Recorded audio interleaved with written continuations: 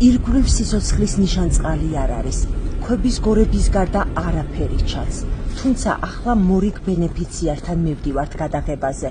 თურმე მათი საცხოვრებელი კონტეინერი ამ ქვების სასაფლაოშია ჩამალული.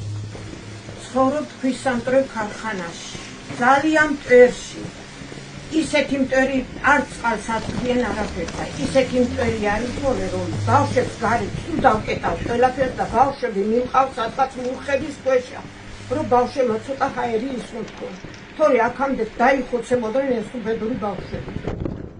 ირმისაშვილების ოჯახი წლებია ვაგონში ცხოვრობს, უკიდურეს გაჭირვებაში. ცუდი მტვერია ხოლმე, შავად მოდის ხოლმე. წყალს საერთოდ არ უშვებს. წყალს არ უშვებს და მე ჩვენ წყალად ვხდებით ხოლმე ჩვენს ზოგჯერ. და ჩვენ სხვაგან საიდანღაც მოგორ ხოლმე წყალი, რომ ჩვენ კარგად ვიყვეთ და ჯამთელები ვიყვეთ. ამ ხელა ქალი ვარ პენსიონერი ვარ და ჯერ საკუთარ და სახლში არ ამძინებია.